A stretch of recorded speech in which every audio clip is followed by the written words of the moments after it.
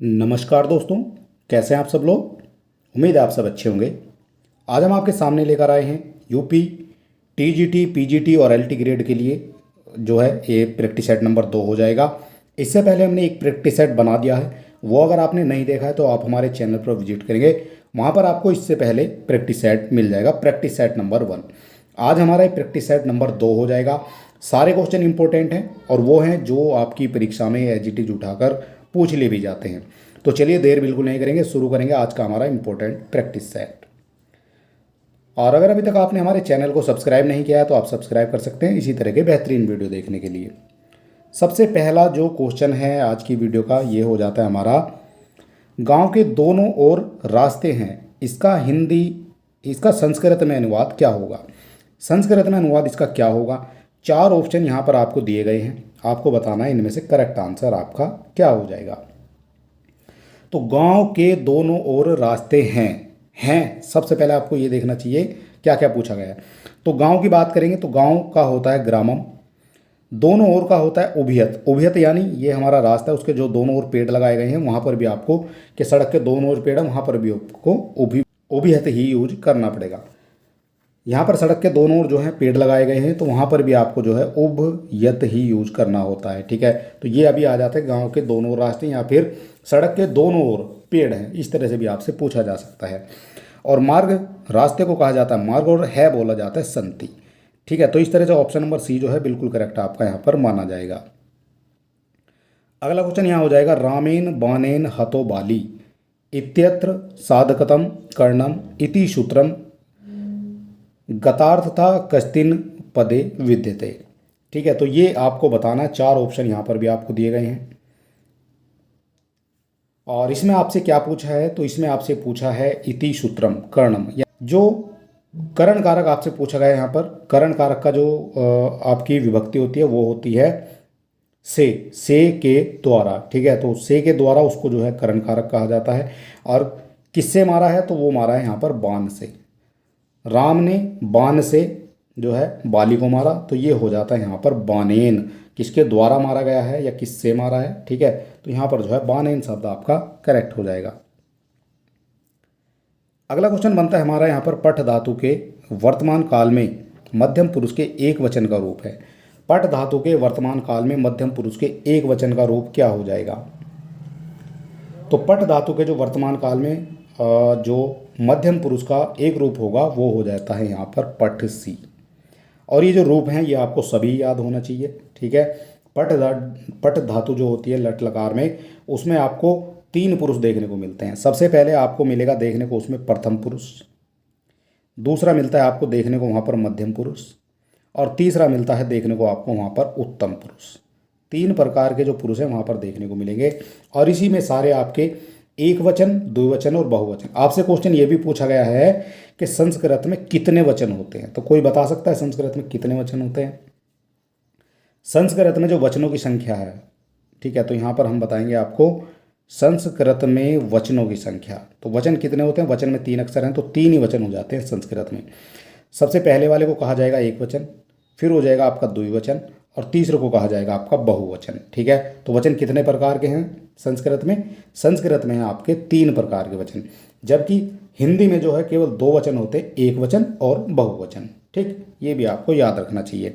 और यहाँ पर आपको एक वचन, द्विवचन और बहुवचन के जो भी आपके पट धातु के लट लगार जो भी बनते हैं, मध्यम, प्रथम, मध्यम, उत्तम पुरुष, वो सभी आपको याद कर लेना है। एग्जाम्पल के तौर पर जैसे एक वचन में पठती, द्विवचन में पठत और बहुवचन में आएगा पठंती, इस तरह से आप इसको याद रखेंगे। अगला क्वेश्चन है हमारा, हरित्रात समास पद विग्रह होगा। हरित्रात समास पद का विग्रह होगा, तो इसका जो समास जो विग्रह होगा वो क्या हो जाएगा। तो इसका जो करेक्ट आंसर है वो हो जाता है हरिता हरिना त्रात, हरित्रात बन जाएगा हरिना त्रात, ठीक है। ये हो जाएगा यहाँ पर।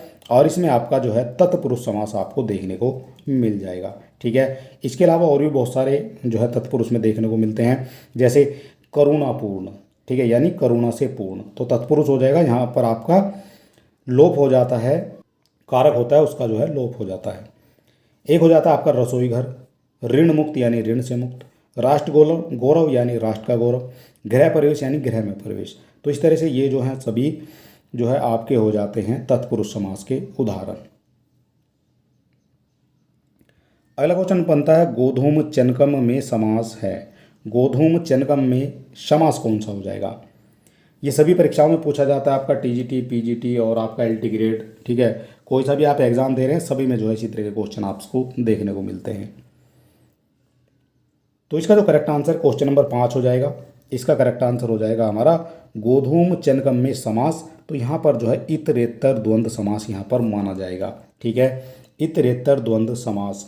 और ये वो है जिस समास में वह और जो है इन शब्दों से जो है वो पद जो है जुड़े हुए रहते हैं, ठीक है, तो इतरेत्तर द्वंद्व, ठीक है। तो यहाँ पर भी कहीं ना कहीं यह गोधूम चनकम, गोधूम और चना यानी कि गेहूं और चना, इस तरह से जो है यहाँ पर ये लिखा गया है, ठीक है।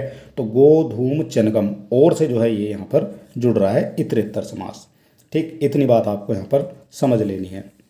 और इसी को जो है इतरेत्तर द्वंद्व कहा जाता है। जैसे इसके एग्जाम्पल की बात करेंगे तो यहाँ पर एग्जाम्पल हो जाएगा जे राम और कृष्ण, ठीक है। तो इसमें जो और है उसका जो है लोप हो जाता है, राम कृष्ण बन जाता है। भरत और शत्रुघ्न, यहाँ पर भी आपका इतरेत्तर द्वंद्व कहलाया जाएगा। इसके बाद और भी बहुत सारे एग्जाम्पल हैं, जैसे हाथ और पैर, हाथ और पाँव, ठीक है। इस तरह से ये सभी क्या हैं, तो ये सभी जो हैं आपके इतरेत्तर समास के अंतर्गत देखने को आपको मिल जाएंगे। चलिए अगला क्वेश्चन आ जाएगा हमारा मनोयोग। मनोयोग का संधि विच्छेद क्या होगा? मनोयोग का संधि विच्छेद, तो मनोयोग का जो संधि विच्छेद बनेगा वो बन जाता है यहाँ पर मन प्लस योग, और ये दिया गया है आपका ऑप्शन नंबर ए में, मन प्लस योग, ठीक है। और यहाँ पर ये विसर्ग है तो इसका मतलब यहाँ पर कौन सी संधि हो जाएगी, तो यहाँ पर आपकी विसर्ग संधि ही देखने को आपको मिल जाएगी, ठीक है। मन प्लस योग, ये विसर्ग संधि आ जाएगी। कौन सी रचना कालिदास की नहीं है? इनमें से बताना है। ऋतु संहार कालिदास की हो जाती है, कुमार संभवम ये भी कालिदास की है, रघुवंश ये भी कालिदास की है, लेकिन जो बुद्ध चरित है ये आपकी कालिदास की नहीं है, ठीक है। बुद्ध चरितम जो है वो किसकी रचना है? तो जो बुद्ध चरितम है ये आपकी होती है अश्व घोष की। किसकी हो जाएगी? तो ये आपकी होती है अश्व घोष की रचना। ये याद रखना चाहिए आपको, क्योंकि ये जो है आपसे पूछे जाते हैं। और बहुत सी बार ऐसा होता है कि प्रैक्टिस सेट में से एज इट इज़ क्वेश्चन उठाकर पूछ लिए जाते हैं, या ऐसा होता है कि पीवाई को जो है उनको उठा लिया जाता है, तो ये क्वेश्चन आपसे पूछे जा सकते हैं। तो बुद्ध चरितम जो है ये आपकी हो जाती है अश्व घोष की, और बाकी जो है 3 रचनाएं जो हैं वो आपकी कालिदास की हो जाएंगी। अगला क्वेश्चन है करुण के रस राजत्व का प्रतिष्ठापक है। कौन सा हो जाएगा करुण के रस राजत्व का प्रतिष्ठापक? तो इसका जो करेक्ट आंसर है वो हो जाएगा यहाँ पर उत्तर रामचरित, ठीक है। ऑप्शन नंबर सी जो है यहाँ पर आपका करेक्ट हो जाएगा। तो उत्तर रामचरित जो है वो किसकी है ये आपको पता होना चाहिए। उत्तर रामचरित, तो उत्तर रामचरित जो है ये आपकी हो जाएगी, देखने को मिल जाएगी भवभूति की। किसकी है? ये आपकी भवभूति की है। रचनाओं से आपके काफ़ी क्वेश्चन पूछे जाते हैं आपकी परीक्षा में, और ये पूरा जो है हिंदी का प्रैक्टिस सेट है, हिंदी वाले ही जो है यहाँ पर होंगे, और हिंदी वालों को जो है लिए जो है ये इम्पोर्टेंट हो जाएगा। करुण के रस राजत्व का जो प्रतिष्ठापक है वो आपका उत्तर रामचरित में देखने को आपको मिल जाएगा। इसके बाद अगला क्वेश्चन बनता है बुरी तरह पराजित होना के अर्थ में मुहावरा है। बुरी तरह पराजित होना के अर्थ में मुहावरा है, तो ये हो जाता है आपका बुरी तरह पराजित होना, यानी कि उसके छक्के छूट जाना, ठीक है। ये हो जाएगा यहाँ पर इसका करेक्ट आंसर। खाक में मिलाना मुहावरे का सही अर्थ क्या हो जाएगा? खाक में मिलाना, तो खाक में मिलाना जो मुहावरा है उसका जो करेक्ट आंसर हो जाएगा वो हो जाएगा बिल्कुल नष्ट कर देना। और नष्ट कर देना दिया गया है आपका ऑप्शन नंबर सी में दिया गया है आपका नष्ट कर देना, ठीक है। ये इसका करेक्ट आंसर यहाँ पर माना जाएगा। अगला क्वेश्चन आ जाएगा हमारा अनंत का अर्थ क्या है? अनंत, तो अनंत का अर्थ देख लेते हैं। ये पूरा प्रैक्टिस सेट है हमारा 125 क्वेश्चन का, 120 क्वेश्चन आपकी परीक्षा में आने हैं अब की बार। और यहाँ पर जो है क्वेश्चन नंबर 11 का जो करेक्ट आंसर है वो हो जाएगा अनंत का। आपसे पूछा गया है करेक्ट आंसर कौन सा हो जाएगा? तो अनंत का हो जाता है जिसका अंत ना हो, वही तो होता है अनंत। और अनंत माने जो है आकाश होता है, ये भी आपको पता होना चाहिए, ठीक है, अनंत माने आकाश जिसका कोई अंत नहीं है। अगला क्वेश्चन है यहाँ पर हमारा, मेरा नाम श्री आनंद कुमार जी है, वाक्य में अशुद्ध अंश क्या है? मेरा नाम श्री आनंद कुमार जी है, तो इसमें जो गलत है वो हो जाएगा यहाँ पर, जो आप यहाँ पर श्री लगा रहे हैं ना, जब अपना नाम लेते हैं तो अपने नाम के आगे आप श्री नहीं लगाएंगे, तो इसलिए जो गलत बनेगा वो श्री आनंद कुमार बनेगा यहाँ पर आपका गलत। आपसे यही तो पूछा अशुद्ध क्या है, तो सी आपका अशुद्ध है। बाकी है तो ऐसे ही लिखा जाएगा, मेरा भी ऐसे ही लिखा जाएगा और नाम भी ऐसे लिखा जाएगा, लेकिन जब आप खुद को संबोधित करेंगे तो आप श्री नहीं का इस्तेमाल जो है वहाँ पर नहीं करेंगे। ठीक है, श्री का, जी का, आनंद कुमार जी, तो वो भी नहीं। जब कोई दूसरा बताएगा तब वो बताएगा कि आप हो श्री आनंद कुमार जी। भाई आकर चला गया, वाक्य का प्रकार बताइए। भाई आया और आकर चला गया, तो इसमें कौन सा जो है यहाँ पर आपका करेक्ट हो जाएगा, कौन सा वाक्य है? 3 प्रकार के वाक्य होते हैं, संयुक्त, मिश्र, संयुक्त और सरल। सबसे पहले आपको ये पता होना चाहिए वाक्य कितने प्रकार के होते हैं। तो वाक्य होते हैं आपके 3 प्रकार के, उसमें आपका सरल वाक्य होता है, मिश्र वाक्य होता है, एक आपका संयुक्त वाक्य होता है। ठीक है, तो आपका भाई आकर चला गया, तो इसमें आपका जो है सरल वाक्य यहाँ पर देखने को मिल रहा है कि भाई आया और चला गया। ठीक है, भाई आकर चला गया, और लग जाता तो और आ जाता, फिर मिश्र बन जाता वो, अगर और इसमें लग जाता। अगला क्वेश्चन बनता है, वर्तनी की दृष्टि से निम्नलिखित में शुद्ध शब्द कौन सा है? वर्तनी की दृष्टि से निम्नलिखित में से शुद्ध शब्द कौन सा है? तो उपयुक्त कैसे लिखा जाता है ये आपको पता होना चाहिए। उपयुक्त कैसे लिखा जाएगा? तो उपयुक्त जो है वो सबसे जो बेस्ट तरीका है वो है उपयुक्त लिखने का, ये वाला, और यही यहाँ पर करेक्ट माना जाता है। ठीक है, ऑप्शन नंबर ए जो है बिल्कुल करेक्ट यहाँ पर हो जाएगा। अगला क्वेश्चन है, निम्नलिखित शब्दों में अशुद्ध वर्तनी वाले शब्द का चयन कीजिए। अशुद्ध वर्तनी वाले शब्द का आपको चयन करना है, कौन सा हो जाएगा अशुद्ध वर्तनी वाला शब्द? तो जो आपकी अशुद्ध वर्तनी है, क्वेश्चन नंबर ये हमारा हो जाता है 15, और यहाँ पर जो अशुद्ध वर्तनी है वो महीना जो है ऐसी लिखा जाएगा, क्रिया जो है वो भी ऐसे लिखा जाएगा, और सप्ताह ऐसे लिखा जाएगा, लेकिन अनुग्रह जो है वो कुछ ऐसे नहीं लिखा जाता है। अनुग्रह कैसे लिखा जाएगा ये भी आपको पता होना चाहिए। तो अनुग्रह, अनु और ग के नीचे जो है रे इस तरह से आता है, ये बनता है आपका अनुग्रह। ठीक है, तो ग के नीचे जो ये रे दिया गया ये आपका ऐसे नहीं आता है। ठीक है, तो इसलिए ये जो है गलत यहाँ पर माना जाएगा। कक्षा शब्द का शुद्ध उच्चारण क्या है? कक्षा शब्द का शुद्ध उच्चारण, तो कक्षा शब्द का जो शुद्ध उच्चारण है वो हो जाता है आपका यहाँ पर ऑप्शन नंबर सी, यानी कि कक्षा। ठीक है, ये होता है यहाँ पर इसका शुद्ध उच्चारण, कक्षा। अगला क्वेश्चन हमारा बनता है, वर्तनी की दृष्टि से इनमें से अशुद्ध शब्द है। अशुद्ध शब्द कौन सा हो जाएगा वर्तनी की दृष्टि से? तो यहाँ पर जो अशुद्ध है वो हो जाता है ज्योत्सना, बिल्कुल ऐसे ही लिखा जाएगा, जे यो आधा तय आधा से, इसी तरह से आता है, ये ठीक है। अहोरात्र ये भी ठीक लिखा गया, और मिष्टान, मिष्ठान नहीं होता, मिष्टान नहीं होता, ये भी करेक्ट लिखा गया है। लेकिन भास्कर जो है ऐसे नहीं लिखा जाएगा, ये आपका यहाँ पर गलत हो जाएगा।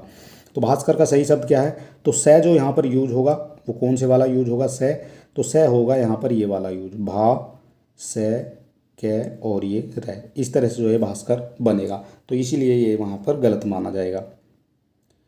अगला क्वेश्चन हमारा, अज्ञ का विलोम क्या है? अज्ञ का विलोम आपको बताना है। तो अज्ञ का जो विलोम है वो हो जाता है यहाँ पर विज्ञ।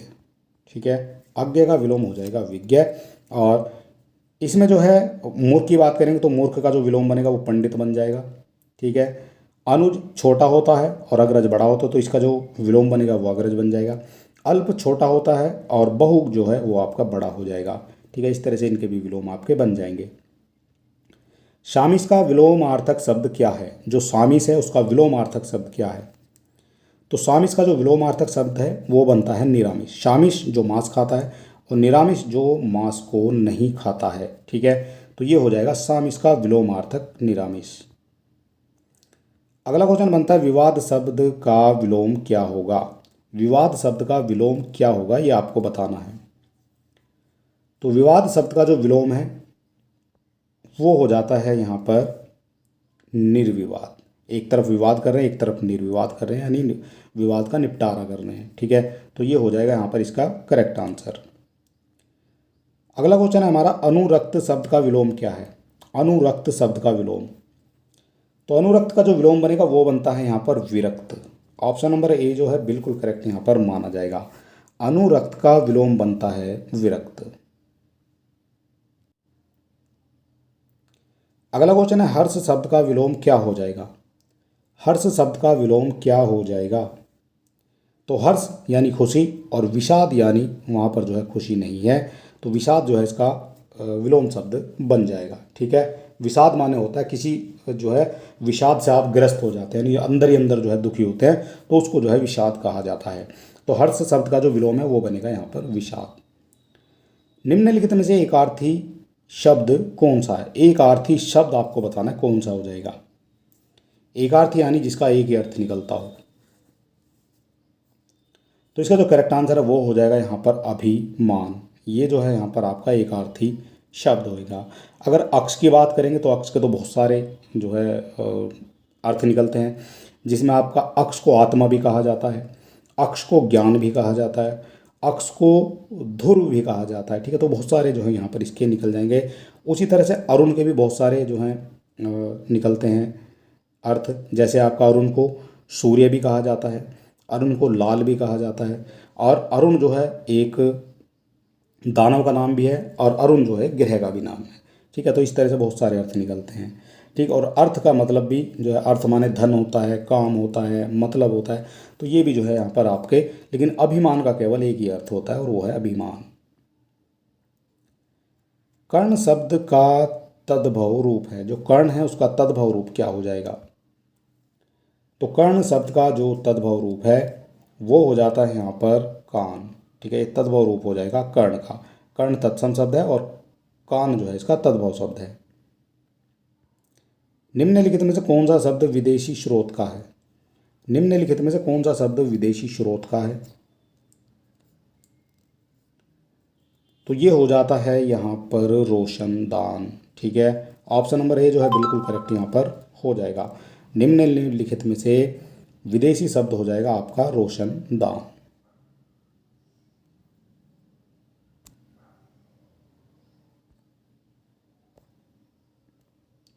ऑप्शन नंबर ए जो है करेक्ट आपका हो जाएगा।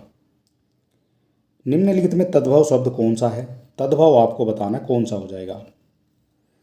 तो इसमें से जो तद्भव बनेगा आपका वो बन जाता है यहाँ पर उजाला। ये क्या है? ये एक तद्भव शब्द है।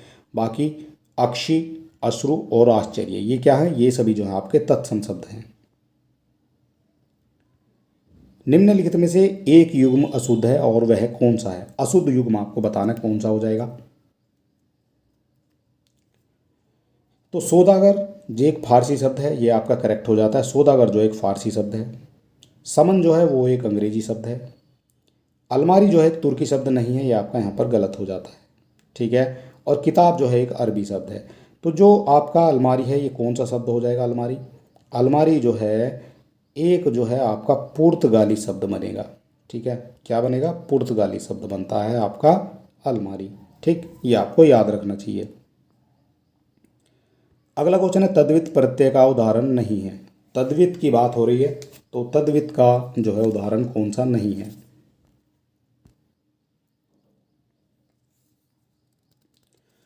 तो इसमें जो है सिलाई जो है ये आपका तद्वित का उदाहरण नहीं है। बाकी सभी जो है ये आपके तद्वित प्रत्यय के उदाहरण जो है माने जाएंगे। भलाई, अच्छाई, बुराई, लेकिन सिलाई जो है वो इससे संबंधित आपका नहीं है। अगला क्वेश्चन है, निम्नलिखित में से किस पर शब्द में उपसर्ग का प्रयोग नहीं हुआ है? उपसर्ग का प्रयोग नहीं हुआ है, तो उपसर्ग का प्रयोग नहीं हुआ है। अधि में हुआ है अधिकार, प्रतिष्ठा में प्रति, और संस्कार में समकार, लेकिन प्रश्न में जो है कहीं पर भी आपको देखने को नहीं मिलेगा उपसर्ग। अगला क्वेश्चन है, जिस कर्मधारय का पूर्व पद संख्यावाचक हो वहाँ कौन सा समास होता है? जिस कर्मधारय का पूर्व पद संख्याबोधक हो वहाँ कौन सा समास होता है? तो इसका जो करेक्ट आंसर है वो हो जाएगा यहाँ पर आपका द्विगु समास। द्विगु समास में क्या है? तो द्विगु समास में इसका जो पूर्व पद होता है यानी पहला पद होता है वो संख्यावाचक होता है। जैसे द्विगुना, 3 गुना, ठीक है, 10 गुना, तो पूर्व पद जो है वो संख्यावाचक हो जाएगा। अव्यय भाव में पूर्व पद जो है वो अव्यय होता है। द्वंद्व समास में जो है दोनों पद प्रधान होते हैं। और तत्पुरुष में जो है उत्तर पद प्रधान होता है। जैसे राजा का कुमार, तो कुमार है वो राजा का। ठीक, तो इस तरह से ये आपके यहाँ पर सही हो जाएगा सी। किस शब्द में विसर्ग संधि है? विसर्ग संधि हो जाएगी किस शब्द में, ये आपको बताना है। तो विसर्ग का मतलब होता है जो आपके दो वो लगते हैं, 2 पॉइंट लगते हैं, वो विसर्ग होता है। और यहाँ पर हिमालय यानी हिम प्लस आलय, तो यहाँ पर तो आपकी दीर्घ स्वर संधि आ जाएगी। क्यों आ जाएगी? क्योंकि हिम प्लस आलय। ठीक है, तो जहाँ पर भी आपका बड़ा देखने को मिलेगा वहाँ पर आपका ये दीर्घ स्वर संधि आपकी देखने को मिलेगी। उसके बाद उल्लास जो है तो उत प्लस लास हो जाएगा, उत प्लस लास। ठीक है, ये आपका बन जाएगा। यहाँ पर भी आपकी जो है व्यंजन संधि बनेगी। इसके बाद अहंकार में, तो अहंकार में आ जाता है आपका अहम प्लस कार। ठीक है, तो ये बनेगा यहाँ पर अहंकार। लेकिन जो आपका बनता है दुष्कर, तो दुष्कर में आपका दो प्लस कर, इस तरह से जो आपका ये लिखा जाएगा। तो ये जो दो विसर्ग लगे हैं इसकी जगह पर यहाँ पर स जो है आ जाता है, तब बनता है हमारा जाकर दुष्कर। ठीक है, इस तरह से यहाँ पर ये करेक्ट हो जाएगा। तो आपसे पूछा विसर्ग संधि, तो केवल दुष्कर शब्द में जो है आपकी विसर्ग संधि देखने को मिल जाएगी। उद्धरण शब्द में संधि है, जो उद्धरण है उसमें कौन सी संधि है? तो उद्धरण ऐसे बनेगा, उत प्लस हरण, उद्धरण। ठीक है, तो इसमें कौन सी संधि है? यहाँ पर जब नीचे किसी चीज़ में ये लग जाता है हलंत, तो वो हो जाती है वहाँ पर व्यंजन संधि। ठीक है, तो यहाँ पर भी ये व्यंजन संधि हो जाएगी और इसका जो करेक्ट आंसर है वो हो जाएगा यहाँ पर व्यंजन संधि डी। अगला क्वेश्चन हमारा बनता है यहाँ पर 33 नंबर। तदाकार का शुद्ध संधि विच्छेद है, जो तदाकार है उसका शुद्ध संधि विच्छेद क्या हो जाएगा? तो तत् आकार, तदाकार यानी तत् प्लस आकार, ऑप्शन नंबर बी जो है यहाँ पर आपका करेक्ट हो जाएगा। भेड़ चर रही है, इस वाक्य का सही बहुवचन रूप क्या होगा? भेड़ चर रही है का सही बहुवचन, तो ये हो जाएगा भेड़ें चर रही हैं यानी है के ऊपर भी आपको जो है यहाँ पर एक बिंदी का ध्यान रखना पड़ेगा, वो आनी चाहिए जरूर। ठीक है, जब आप उसको बहुवचन बनाएंगे तो वहाँ पर जो है बहुत सारी भेड़ों के लिए आपको हैं के ऊपर भी जो है एक बिंदी जो है लगानी पड़ेगी। ठीक है, तो कौन सा इसका यहाँ पर करेक्ट हो जाएगा? तो ये हो जाता है यहाँ पर, इसमें आपकी बिंदी नहीं है, इसमें आपकी बिंदी नहीं है, दो में है। और भेड़ें यहाँ पर ये गलत दिखाया गया है, इसलिए ऑप्शन नंबर ए जो है आपका करेक्ट हो जाएगा। भेड़ें चर रही हैं। ठीक है, हैं बनेगा वो हैं, तो भेड़ें चर रही हैं, तो ऑप्शन नंबर ए जो है आपका यहाँ पर करेक्ट हो जाएगा। निम्नलिखित में से कौन सा शब्द स्त्रीलिंग है? कौन सा इनमें से स्त्रीलिंग हो जाएगा? तो दिए गए शब्दों में इच्छा स्त्रीलिंग शब्द है, जो इच्छा है वो आपका स्त्रीलिंग शब्द है।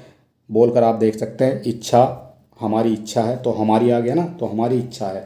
सौभाग्य, हमारा सौभाग्य, यानी कि यहाँ पर ये जो है आपका पुल्लिंग हो जाएगा। हमारा मस्तिष्क, ठीक है, हमारा नृत्य या मेरा नृत्य, तो यहाँ पर कहीं भी जो है स्त्रीलिंग का बोध नहीं हो रहा है, केवल इच्छा को छोड़कर। कविता का मर्म में कौन सी विभक्ति है? कविता के मर्म में कौन सी विभक्ति है? विभक्ति आपसे पूछी गई है।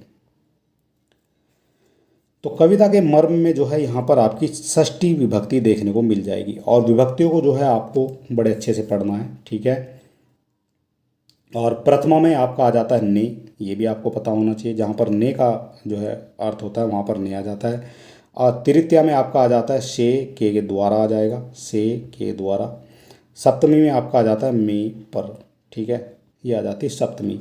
और अष्टमी में क्या आएगा? तो अष्टमी में आएगा का की के रा री रे, ये आपका आता है अष्टमी में। ठीक है, इसीलिए यहाँ पर कविता का मर्म, ठीक है, तो का किस में आएगा? षष्ठी विभक्ति में आ जाएगा। निम्न में से भाववाचक संज्ञा है, निम्न में से कौन सी भाववाचक संज्ञा है? 37 नंबर क्वेश्चन है। तो भाव दिखा रहा है हमारा अंदर का, तो गरीबों ये कोई भाव नहीं है। गरीबी, तो ये गरीबी भाव यहाँ पर हो जाएगा। गरीबतम ये कोई भाव नहीं है, और गरीब जो है ये भी कोई भाव नहीं है, गरीब जो है यहाँ पर संज्ञा है। ठीक है, और गरीबी जो है उसका भाव बन जाएगा। तो ऑप्शन नंबर बी यहाँ पर आपका करेक्ट हो जाएगा। वह इधर उधर घूमती रहती है वाक्य में अव्यय पद है। वह इधर उधर घूमती रहती है वाक्य में अव्यय पद कौन सा है? तो अव्यय जो पद होगा यहाँ पर वो हो जाएगा ऑप्शन नंबर बी, इधर उधर। ठीक है, ये जो है यहाँ पर अव्यय हो जाएगा।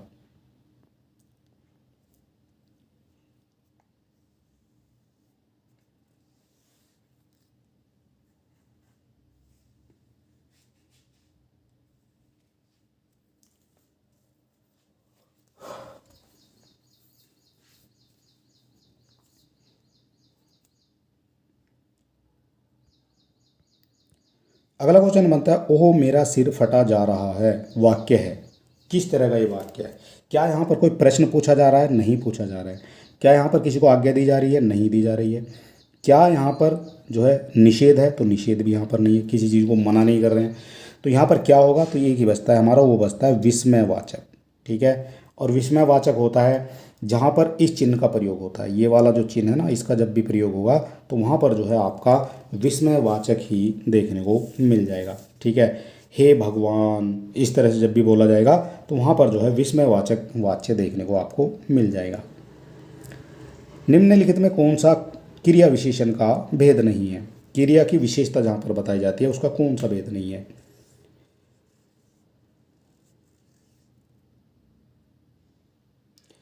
तो क्रिया के जो भेद हैं उसमें आपका रीतिवाचक देखने को मिलेगा, एक आपका स्थानवाचक देखने को मिलेगा, और एक आपका कालवाचक भी देखने को मिलेगा। ये हो जाती है क्रिया की विशेषता।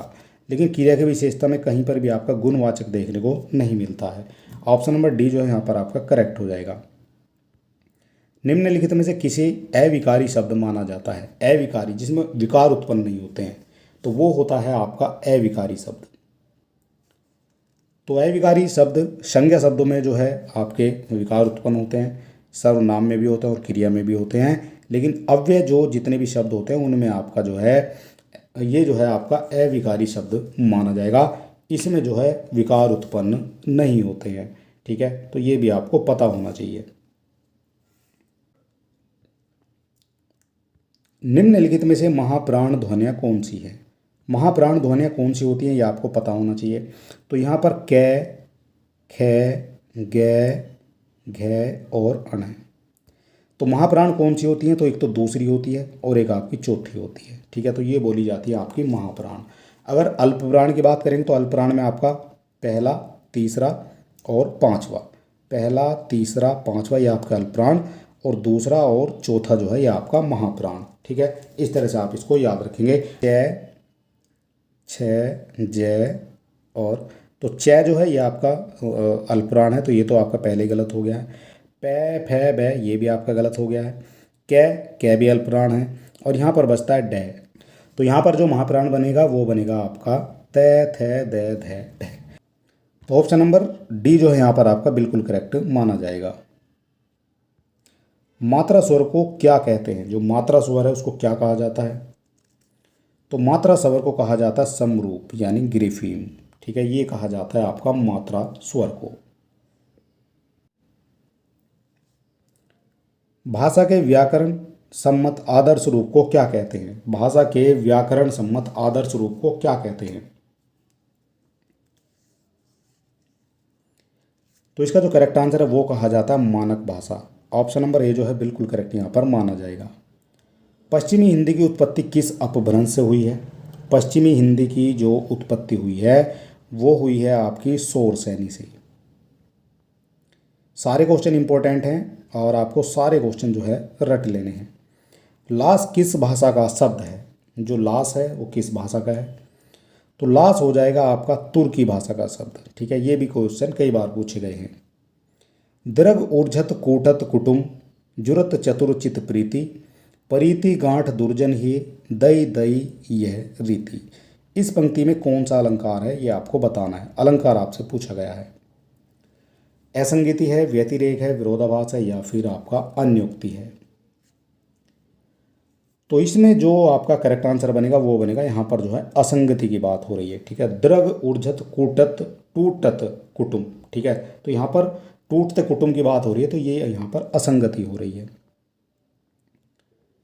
विभावना अलंकार का लक्षण है, जो विभावना अलंकार है उसका जो लक्षण है वो क्या हो जाएगा? तो विभावनाओं में बिना कारण के कार्य सिद्धि जो है दिखाई जाती है, वहाँ कहा जाता है विभावना अलंकार। ठीक है, ये होता है विभावना। और ये कई बार क्वेश्चन बनता है। अलंकार से तो कई सारे क्वेश्चन पूछे जाते हैं, छंद से, अलंकार से कई क्वेश्चन बनते हैं। तो बिना कारण के इसका एग्जाम्पल हो जाएगा, जैसे एक है बिनु पग चले सुने बिनु काना, यानी बिना पैर के तो चलता है और बिना कान के वो सुनता है। कर बिनु करम करे विधि नाना। ठीक है, कोई काम नहीं करता है और कोई जो है विधि को भी वो नहीं जानता है। ठीक है, तो इस तरह से जो है इसका ये करेक्ट आंसर यहाँ पर बन जाएगा ऑप्शन नंबर बी। छंद शास्त्र के प्रणेता आचार्य माने जाते हैं। जो छंद शास्त्र के प्रणेता कौन माने जाते हैं? तो ये माने जाते हैं प्रणेता पिंगल। ठीक है, ये इंपॉर्टेंट क्वेश्चन है, बार बार आपकी परीक्षाओं में पूछा जाता है। छंदों को पढ़ते समय कई स्थलों पर विराम लेना पड़ता है, उन विराम स्थलों को क्या कहा जाता है? जो छंदों में विराम होते हैं उनको क्या कहा जाएगा? तो उनको कहा जाता है यति। ठीक है, जब पढ़ते समय आपका विराम आ जाता है उनको यति कहा जाता है। अगला क्वेश्चन है करुण को ही एकमात्र रस किसने माना है? करुण को एकमात्र रस माना है, वो माना है भवभूति ने। ठीक है, केवल करुण को एकमात्र रस माना है भवभूति ने।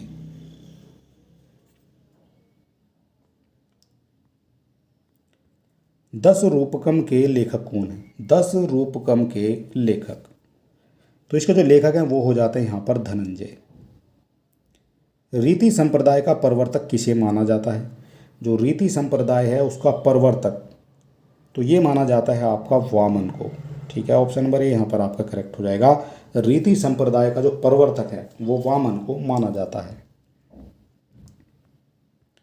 रिपब्लिक ग्रंथ के लेखक कौन हैं? रिपब्लिक ग्रंथ के लेखक, तो रिपब्लिक के जो लेखक हैं वो माने जाते हैं आपके प्लेटो। ठीक है, ऑप्शन नंबर बी यहाँ पर आपका करेक्ट हो जाएगा।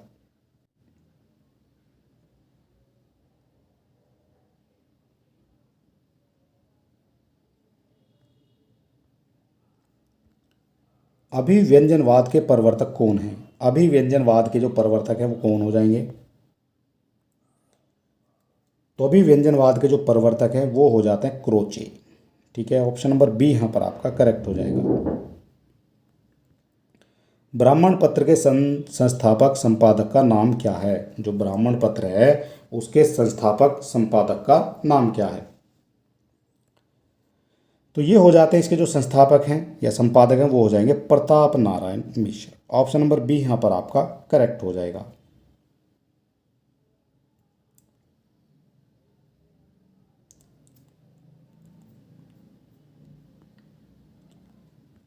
अपने अपने पिंजरे किस दलित लेखक की आत्मकथा है?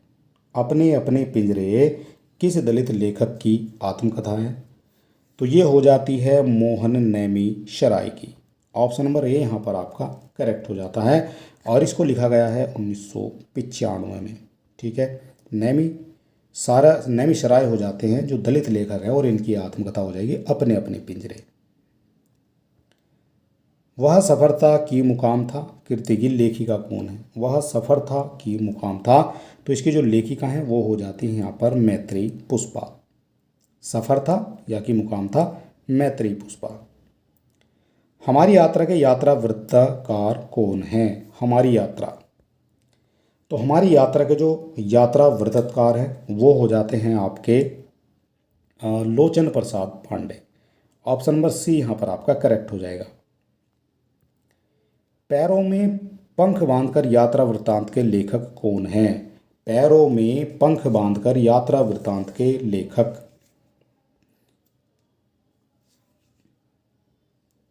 एक हमारी 2000 क्वेश्चन की जो है एक सीरीज चल रही है। ठीक है, उसमें 2000 क्वेश्चन आपको हिंदी के मिलने वाले हैं। उसमें सारे जो अब से पहले तक के जितने भी क्वेश्चन पूछे गए हैं आयोग के द्वारा, सभी क्वेश्चन को जो है उसमें शामिल किया गया है। अगर वो वीडियो आपने नहीं देखा है तो उसके 2 पार्ट अभी अपलोड हुए हैं, बाकी जो है उन पर अभी काम चल रहा है। ठीक है, तो लगभग 2000 के आसपास क्वेश्चन हैं और एक वीडियो में उसमें 100 क्वेश्चन कराते हैं। वो आपको देख लेना है, चाहे आप टीजीटी दे रहे हैं, चाहे आप पीजीटी दे रहे हैं, चाहे आप एलटी ग्रेड दे रहे हैं या आप जीआईसी दे रहे हैं, सभी में जो है इसी तरह के क्वेश्चन पूछे जाते हैं और सभी से जो है वो क्वेश्चन इकट्ठे किए हुए हैं। 2000 क्वेश्चन है और उम्मीद है कि उन 2000 में से ही आपके सारे क्वेश्चन बन जाएंगे। फिलहाल यहाँ पर क्वेश्चन नंबर 60 हो जाएगा। पैरों में पंख बांधकर ये जो यात्रा वृत्तांत है ये हो जाता है राम वृक्ष बेनीपुरी का। रिपोर्ताज किस भाषा का शब्द है? जो रिपोर्ताज है ये हो जाता है आपका फ्रांसीसी शब्द। ऑप्शन नंबर बी यहाँ पर आपका करेक्ट हो जाएगा। सैलानी की डायरी किसकी रचना है? जो सैलानी की डायरी है तो ये जो रचना है ये हो जाती है राजेंद्र अवस्थी की। ये सारे क्वेश्चन आपसे पूछे गए हैं कहीं ना कहीं, ठीक है, उसी से जो है फिर ये प्रैक्टिस सेट बनाया गया है। और हिंदी में जो है नए क्वेश्चन तो बहुत ही कम बनते हैं, सारे जो ज़्यादातर क्वेश्चन है वो जो है पुराने ही वहाँ पर जो है लिए जाते हैं। PYQ सबसे ज़्यादा आते हैं इसमें। तो सैलानी की डायरी आपसे पूछी गई थी, राजेंद्र अवस्थी की हो जाती है। अगला क्वेश्चन आ जाएगा, डायरी साहित्य संबंधित कमलेश्वर की कृति है। जो डायरी साहित्य संबंधित कमलेश्वर की कृति है वो कौन सी हो जाएगी? तो इसका जो करेक्ट आंसर है वो हो जाएगा देश देशांतर। किसकी हो जाएगी? ये हो जाएगी कमलेश्वर की। अगला क्वेश्चन बनता है, निराला के दुर्लभ पत्रों का जो संकलन है वो डॉक्टर रामविलास शर्मा ने निराला की साहित्य साधना के किस खंड में किया है? निराला के दुर्लभ पत्रों का संकलन डॉक्टर रामविलास शर्मा ने निराला की साहित्य साधना के किस खंड में किया है?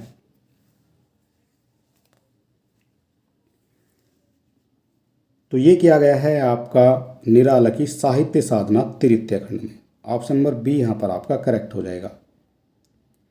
भारतेंदु युग और हिंदी भाषा की विकास परंपरा के लेखक कौन हैं? भारतेंदु युग और हिंदी भाषा की विकास परंपरा के लेखक तो ये हो जाते हैं आपके रामविलास शर्मा, ठीक है। 65 नंबर ये क्वेश्चन हो जाता है। ऑप्शन नंबर डी जो है यहाँ पर इसका करेक्ट हो जाएगा। डॉक्टर संपूर्णानंद के निबंध का नाम क्या है? जो संपूर्णानंद का निबंध है उसका क्या नाम है? तो डॉक्टर संपूर्णानंद के निबंध का जो नाम है वो हो जाएगा भाषा की शक्ति। किसका है ये? है आपका डॉक्टर संपूर्णानंद का। निबंध को गद्य का निकष किस आलोचक ने माना है? गद्य का निकष किस आलोचक ने माना है? तो ये माना गया है आपका रामचंद्र शुक्ल के द्वारा। ऑप्शन नंबर बी यहाँ पर आपका करेक्ट हो जाएगा। किन हिंदी निबंध लेखकों की तुलना अंग्रेजी गद्यकारों में एडिशन और स्टील से की जाती है? किन हिंदी निबंध लेखकों की तुलना अंग्रेजी गद्यकारों में एडिशन और स्टील से की जाती है?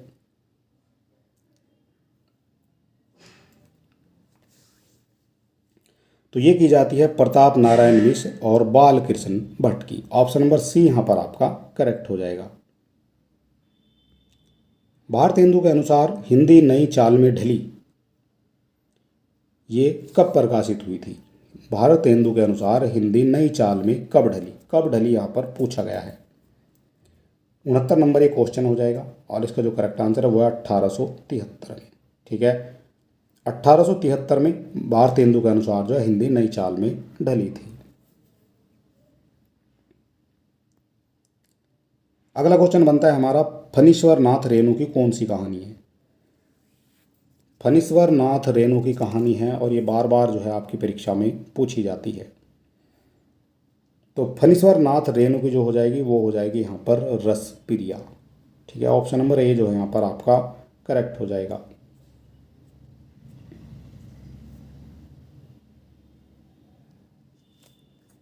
अगला क्वेश्चन है, निम्नलिखित में किस कहानी के लेखक प्रेमचंद नहीं हैं? कौन सी कहानी है जिसके लेखक प्रेमचंद नहीं हैं? तो जिसके लेखक प्रेमचंद नहीं है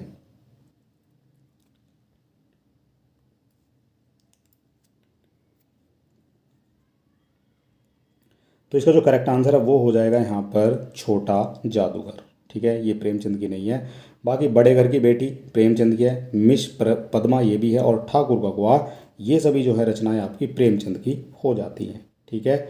और छोटा जादूगर जो है ये आपकी प्रेमचंद की नहीं है। छोटा जादूगर किसकी है? तो ये आपकी हो जाएगी जयशंकर प्रसाद की। अगला क्वेश्चन हो जाएगा, पर्दा कहानी के लेखक कौन हैं?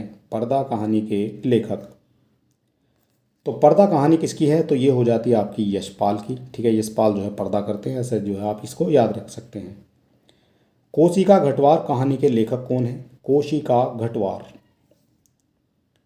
तो कोशिका घटवार कहानी के जो लेखक हैं वो हो जाते हैं आपके शेखर जोशी, कोशी के घटवार के। अगला क्वेश्चन है, हिंदी कहानी को किस प्रारंभिक पत्रिका ने महत्व दिया था। हिंदी कहानी को किस प्रारंभिक पत्रिका ने महत्व दिया। तो ये जो महत्व दिया गया है ये दिया गया है आपका सरस्वती को। ठीक है, सी हो जाएगा यहाँ पर करेक्ट आंसर। महाभोज मन्नू भंडारी का कैसा उपन्यास है। महाभोज मन्नू भंडारी का कैसा उपन्यास है, तो ये हो जाता है मन्नू भंडारी का राजनीतिक उपन्यास। ठीक है, महाभोज किसका है, ये मन्नू भंडारी का है, डायरेक्ट भी आपसे पूछा जा सकता है। और ये कैसा उपन्यास है, तो एक राजनीतिक उपन्यास है। किसी भी तरह से जो एग्जामिनर है आपसे क्वेश्चन पूछ सकता है। दहेज और अनमेल विवाह की समस्या प्रेमचंद ने अपने किस उपन्यास से उठाई है।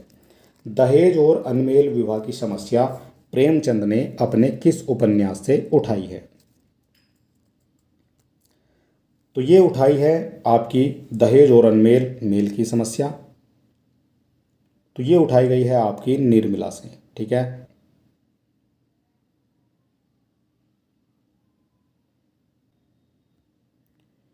राजेंद्र यादव और मन्नू भंडारी ने संयुक्त रूप से किस उपन्यास की रचना की है। राजेंद्र यादव ने और मन्नू भंडारी ने संयुक्त रूप से किस उपन्यास की रचना की है। तो ये की गई है इनके द्वारा 1 इंच मुस्कान की। ऑप्शन नंबर सी यहाँ पर आपका करेक्ट हो जाएगा। अगला क्वेश्चन आ जाएगा हमारा, भाषा के जादूगर के रूप में कौन विख्यात है। भाषा के जादूगर के रूप में तो ये हो जाते हैं यहाँ पर शिव पूजन सहाय। ठीक है, ऑप्शन नंबर ए यहाँ पर आपका करेक्ट हो जाएगा। भाषा के जादूगर के रूप में शिव पूजन सहाय को जो है माना जाता है। बाणभट्ट की आत्मकथा है एक, क्या है, प्रेम कथा, संघर्ष कथा, मनोविज्ञान कथा या फिर जीवन मूल्यों पर आधारित उदात्त प्रेम कथा। 79 का जो करेक्ट आंसर है वो हो जाता है यहाँ पर जीवन मूल्यों पर आधारित उदात्त प्रेम कथा हो जाएगी बाणभट्ट की आत्मकथा। गोदान उपन्यास की मुख्य कथा का आधार क्या है। जो गोदान उपन्यास है उसकी मुख्य जो कथा का आधार है वो क्या है। तो गोदान उपन्यास की मुख्य कथा का जो आधार है वो हो जाता है कृषक जीवन। ठीक है, बी हो जाएगा यहाँ पर करेक्ट आंसर। सूरदास प्रेमचंद के किस उपन्यास का प्रमुख पात्र है। जो सूरदास है प्रेमचंद के किस उपन्यास का प्रमुख पात्र है। तो सूरदास जो है ये आपका हो जाएगा रंगभूमि का एक पात्र हो जाएगा सूरदास। ठीक है, रंगभूमि उपन्यास है उसमें जो है एक पात्र है सूरदास। ठीक, और उसी से जो है यहाँ पर ये क्वेश्चन पूछा गया है। प्रकाश और परछाई किस एकांकी कार की रचना है। जो प्रकाश और परछाई ये किस एकांकी कार की रचना है। तो प्रकाश और परछाई ये हो जाती है आपकी विष्णु प्रभाकर की। ठीक है, विष्णु प्रभाकर की और भी हो जाती हैं, जैसे ये रेखाएं ये दायरे, क्या वह दोषी था, 10 बजे रात, ऊंचा पर्वत गहरा सागर और इंसान। इंसान जो है विष्णु प्रभाकर की कई बार जो है आपकी परीक्षाओं में पूछी गई है इंसान। एक और द्रोणाचार्य किसकी नाट्य कृति है। एक और द्रोणाचार्य तो ये हो जाती है आपकी शंकर शेष की। ठीक है, क्या नाम है, शंकर शेष, कौन सी कृति है, तो ये हो जाती है एक और द्रोणाचार्य। अगला क्वेश्चन आता है हमारा यहाँ पर, रेशमी टाई एकांकी के रचनाकार हैं। रेशमी टाई एकांकी के रचनाकार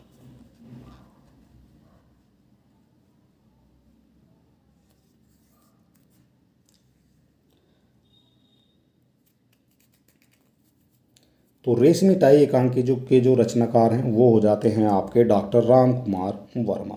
ठीक है, राम कुमार वर्मा हो जाते हैं एकांकी रेशमी टाई के जो है रचनाकार। अगला क्वेश्चन आ जाएगा, प्रेमचंद लिखित करबला की विद्या है। करबला की विद्या कौन सी है। तो करबला की जो विद्या है वो हो जाती है यहाँ पर करबला एक नाटक है। अंजो दीदी किस रचयिता के नाट्य रचना है। जो अंजो दीदी है वो किसकी है?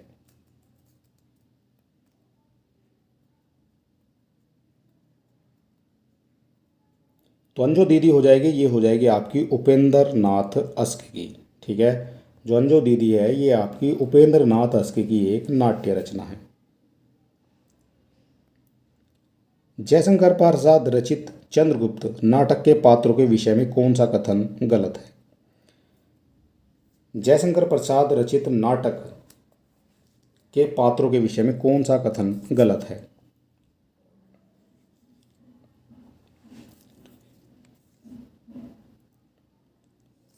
तो ये जो गलत हो जाएगा यहाँ पर,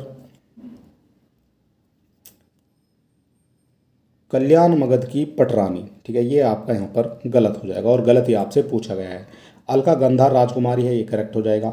कार्नेलिया भारत की सराहना करती है, ये करेक्ट हो जाएगा। और राक्षस नंद का मंत्री है, ये भी करेक्ट हो जाएगा। गलत कौन सा है? ऑप्शन नंबर बी यहाँ पर आपका गलत हो जाएगा। जैसे को तैसा नाटक के रचनाकार का नाम बताइए। जैसे को तैसा नाटक के रचनाकार, तो जैसे को तैसा के जो रचनाकार हैं वो हो जाएंगे यहाँ पर गोपाल राम गहमरी। ठीक है, ऑप्शन नंबर ए यहाँ पर आपका करेक्ट हो जाएगा। अग्निलीक काव्य नाटक के रचनाकार कौन है? अग्निलीक काव्य नाटक के जो रचनाकार हैं तो ये हो जाते हैं आपके अग्निलीक के भरत भूषण अग्रवाल। ठीक है, सी हो जाएगा यहाँ पर आपका करेक्ट आंसर। भाषा योग वशिष्ठ के रचनाकार कौन है? भाषा योग वशिष्ठ के रचनाकार कौन है? तो भाषा योग वशिष्ठ के जो रचनाकार हैं वो हो जाते हैं आपके राम प्रसाद निरंजनी। शकुंतला नाटक किसने लिखा है? जो शकुंतला नाटक है वो लिखा गया है आपका राजा लक्ष्मण सिंह के द्वारा। ठीक है, इंपॉर्टेंट सारे क्वेश्चन हैं और सारे क्वेश्चन जो हैं आपकी परीक्षा में एज इट इज उठाकर ये पूछ भी लिए जा सकते हैं। ये हमारा दूसरा प्रैक्टिस सेट चल रहा है। इससे पहले हमारा जो एक प्रैक्टिस सेट है, अगर वो आपने नहीं देखा है तो आप हमारे चैनल पर विजिट करेंगे, वहाँ पर आपको इससे संबंधित सभी वीडियो मिल जाएंगे। अगला क्वेश्चन हमारा यहाँ बनता है, विजय देव नारायण शाही का काव्य संग्रह है। विजय देव नारायण शाही का जो काव्य संग्रह है तो ये हो जाता है यहाँ पर आपका मछली घर। किसका है? ये है आपका विजय देव नारायण शाही का काव्य संग्रह हो जाएगा मछली घर। अंधेरे में नामक प्रसिद्ध कविता के रचनाकार हैं। अंधेरे में प्रसिद्ध कविता के जो रचनाकार हैं वो हो जाते हैं यहाँ पर गजानन माधव मुक्तिबोध। कहीं कहीं पर आपको जो है इनका शॉर्ट नाम लिखा हुआ मिलेगा जिसमें आपको लिखा जाता है मुक्ति बोध। ठीक है, तो वहाँ कंफ्यूज नहीं होना आपको, गजानन माधव मुक्ति बोध ही है ये। हमें प्रयोगवादी कहना उतना ही सार्थक या निरर्थक है जितना हमें कवितावादी कहना। उक्त कथन किसका है? तो ये कथन किसका हो जाएगा? तो ये जो कथन है ये हो जाएगा सच्चिदानंद हीरानंद वात्स्यायन अज्ञे का। ठीक है, ये पूरा नाम है इनका अज्ञे का। ठीक है, क्या कहा इन्होंने? हमें प्रयोगवादी कहना उतना ही सार्थक या निरर्थक है जितना हमें कवितावादी कहना। इनमें से दूसरा सप्तक में संकलित कवि हैं। दूसरा सप्तक में जो संकलित कवि हैं वो हो जाएंगे यहाँ पर रघुवीर सहाय। ठीक है, और जो आपका दूसरा जो सप्तक है वो आपका 1951 में जो है आया था, ये भी आपको पता होना। उसका जो प्रकाशन है वो हुआ था आपका 1951 में। ठीक, और उसमें जो है 7 जो है कवि उसमें शामिल थे। ठीक है, तो हम आपको आगे बताएंगे। प्रगतिवाद के संदर्भ में इनमें से एक कथन सही नहीं है। एक कथन सही नहीं है, वो कौन सा है? तो इसमें जो सही नहीं है वो हो जाता है प्रकृतिवाद जन्य जीवन के साथ प्रकृति और कल्पना लोक में सौंदर्य खोजता है। तो ये ही यहाँ पर आपका सही नहीं है, बाकी सभी यहाँ पर आपको सही दिए गए हैं।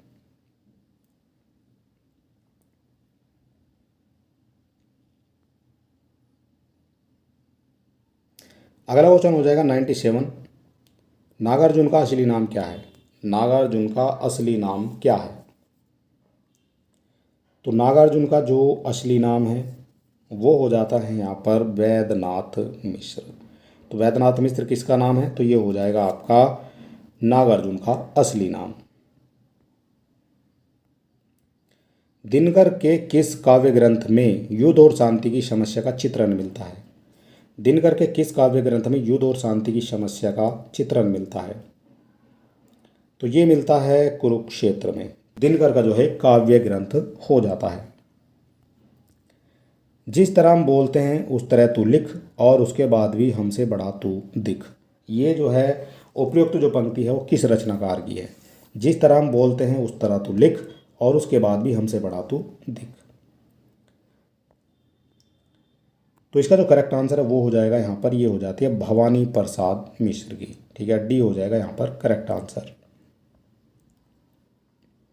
सुमित्रा नंदन पंत की किस रचना की भूमिका को छायावाद का मैनिफेस्टो कहा जाता है? इस तरह के क्वेश्चन पूछे जाते हैं हर बार आपकी परीक्षाओं में। क्वेश्चन नंबर 100 पर हम जो है पहुंच गए हैं, और टोटल 120 के आसपास क्वेश्चन हम आपको कराने वाले हैं। सुमित्रा नंदन पंत की रचना तो ये हो जाती है पल्लव।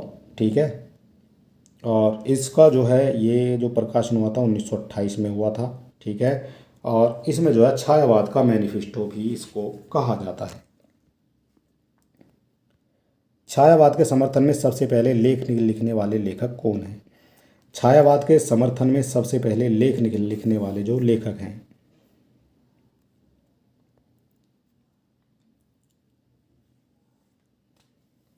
तो ये हो जाते हैं मुकुटधर पांडे। ठीक है, छायावाद के समर्थन में सबसे पहला लेख लिखा था मुकुटधर पांडे ने, और ये लिखा था आपका 1920 में। आधुनिक काल की विकास किस काव्य धारा में रहस्यवाद की भावना पाई जाती है? तो रहस्यवाद की जो भावना है वो पाई जाती है, तो ये पाई जाती है आपकी छायावाद की। ठीक है, आधुनिक काल की छायावाद काव्य धारा में रहस्यवाद की भावना भी पाई जाती है। तेरा वैभव देखूं या जीवन का क्रंदन देखूं, ये पंक्ति किसकी है? तेरा वैभव देखूं या जीवन का क्रंदन देखूं, तो ये जो पंक्तियां हैं ये हो जाती हैं आपकी महादेवी वर्मा की। ठीक है, महादेवी वर्मा छायावादी युग के 4 प्रमुख स्तंभों में से एक मानी जाती हैं। ये भी आपको पता होना चाहिए महादेवी वर्मा के बारे में। और इनकी जो कई रचनाएं हैं जो बार बार पूछी जाती हैं, जिनमें आपकी निहार हो जाती है, रश्मि, नीरजा, दीपशिखा। ठीक है, ये जो है कई बार आपसे पूछी भी जाती हैं। कलाधर उपनाम से रचना करने वाले कौन हैं? कलाधर, कला को धारण करने वाले। तो कला को धारण करने वाले हो जाते हैं जयशंकर प्रसाद, और ये भी जो है छायावादी युग के 4 स्तंभों में से एक माने जाते हैं।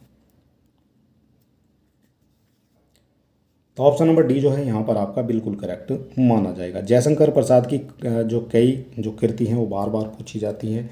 उनमें आपको जैसे झरना देखने को मिलेगा, आंसू देखने को मिलेगा, लहर देखने को मिलेगा, और एक आपकी कामायनी जो बार बार पूछी जाती है। चंपू काव्य उर्वशी का रचयिता कौन है? चंपू काव्य उर्वशी का रचयिता तो ये हो जाते हैं यहाँ पर जयशंकर प्रसाद। ठीक है, चंपू काव्य उर्वशी के रचयिता जयशंकर प्रसाद हो जाते हैं। निराला की कविता जूही की कली को किस संपादक ने बिना प्रकाशित किए वापस कर दिया था? निराला की कविता जूही की कली को किस संपादक ने बिना प्रकाशित किए वापस कर दिया था?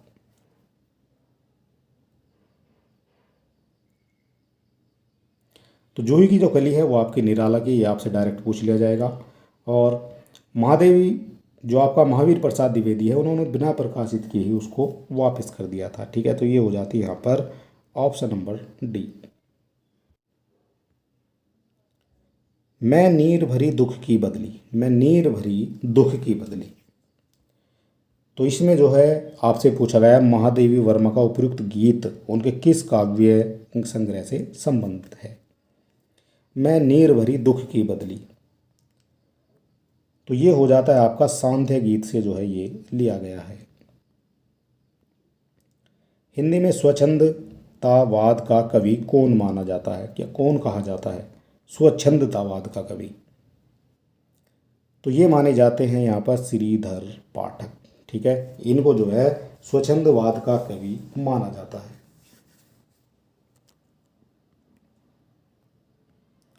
धारा धर्वत धावन शीर्षक से कालिदास के मेघदूत का अत्यंत सरस पदमवद अनुवाद निम्न में से किसने किया है? किसने किया है इनका अनुवाद?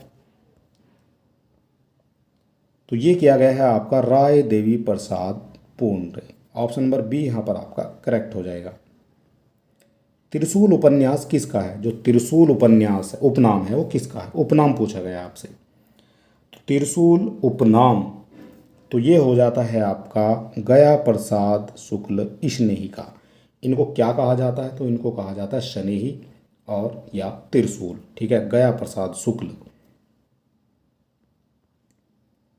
भारतेंदु कालीन पत्र पत्रिकाओं में प्रकाशित विषय वस्तु से संबंधित कौन सा कथन गलत है? गलत कथन आपसे पूछा गया है।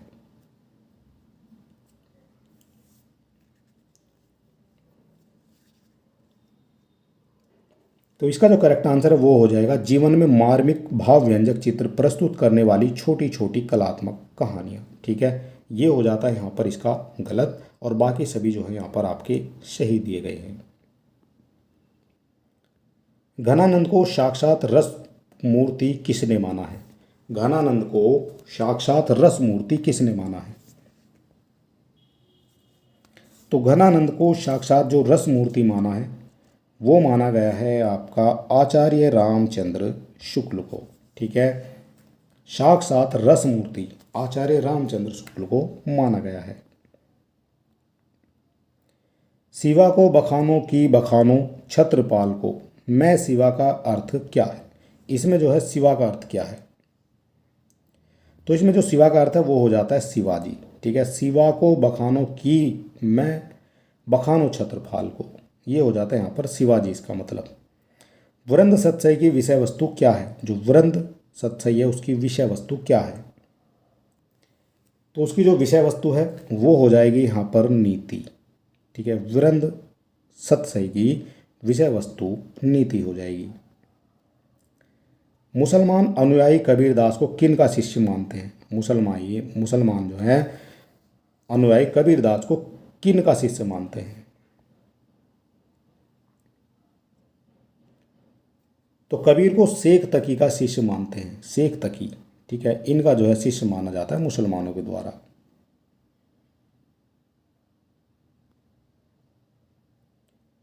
अगला क्वेश्चन आ जाएगा यहाँ पर, दोहा चौपाई में निम्न लिखित पदों को क्या कहते हैं? जो दोहा चौपाई में लिखित पद हैं उनको क्या कहा जाता है? तो उसको कहा जाएगा रमैनी। ठीक है, दोहा और चौपाई में लिखित पदों को रमैनी कहा जाता है। रहीम किसके दरबार में कवि थे? जो रहीम है वो किसके दरबार में कवि थे? तो रहीम हो जाते हैं अकबर के दरबार में। ठीक है, ये कवि हो जाते हैं अकबर के दरबार में।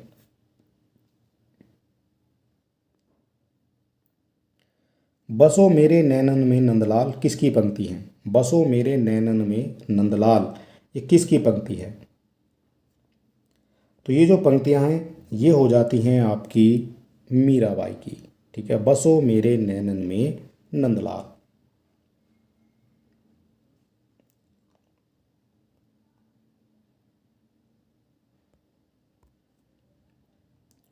आदिकालीन हिंदी काव्य धारा में उपलब्ध नहीं है। आदिकालीन हिंदी काव्य धारा में उपलब्ध नहीं है। तो इसका जो करेक्ट आंसर है वो हो जाएगा सिख साहित्य। ठीक है, सी हो जाएगा यहाँ पर करेक्ट आंसर। पृथ्वीराज रासो को हिंदी का प्रथम महाकाव्य कहने वाले आलोचक कौन हैं? पृथ्वीराज रासो को हिंदी का प्रथम महाकाव्य कहने वाले आलोचक, तो ये हो जाते हैं रामचंद्र शुक्ल। ठीक है, सी हो जाएगा यहाँ पर इसका करेक्ट आंसर। रनमल छंद का रचयिता कौन है?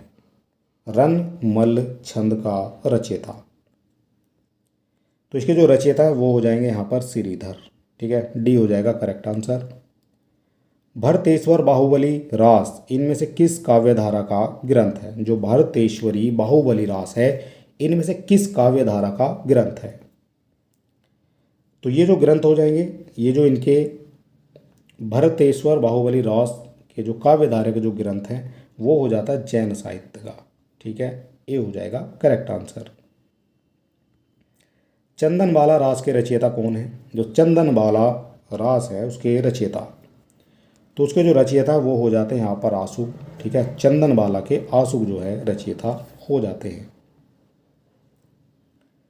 भक्तिकाल का नाम पूर्व मध्यकाल किस आचार्य के द्वारा दिया गया है? भक्तिकाल को पूर्व मध्यकाल नाम दिया गया है, तो ये दिया गया है आचार्य हजारी प्रसाद द्विवेदी के द्वारा। ठीक है, डी हो जाएगा यहाँ पर इसका करेक्ट आंसर। और आज की वीडियो का जो लास्ट क्वेश्चन है वो ये हो जाएगा, ज्ञान राशि के संचित कोश का नाम साहित्य है। साहित्य के संदर्भ में यह किस मनीषी का कथन है? यह किस मनीषी का कथन है? तो ये जो कथन है ये हो जाता है महावीर प्रसाद द्विवेदी का। ठीक है, ऑप्शन नंबर बी यहाँ पर आपका जो है बिल्कुल करेक्ट माना जाएगा। और ये हमारा जो सेट है वो बिल्कुल कंप्लीट हो गया है। यहाँ पर हमने आपको कराए हैं टोटल 125 क्वेश्चन। ठीक है, 125 क्वेश्चन हो गए हैं। और आपकी परीक्षा में 120 क्वेश्चन प्लस 30 क्वेश्चन आपको जीके जीएस के देखने को मिलेंगे। टोटल 150 क्वेश्चन आपको देखने को मिलेंगे आपकी परीक्षा में। और आप टीजीटी पीजीटी सभी के लिए जो है, एलटी ग्रेड सभी के लिए जो है इम्पोर्टेंट आपका माना जाएगा। इसी तरह का और वीडियो देखने के लिए आप हमारे चैनल से जुड़ सकते हैं। इसकी फ्री पीडीएफ पाने के लिए भी आप हमारे टेलीग्राम चैनल से जुड़ सकते हैं। तो चलिए दोस्तों, मिलते हैं नेक्स्ट वीडियो में। तब तक के लिए नमस्कार, जय हिंद।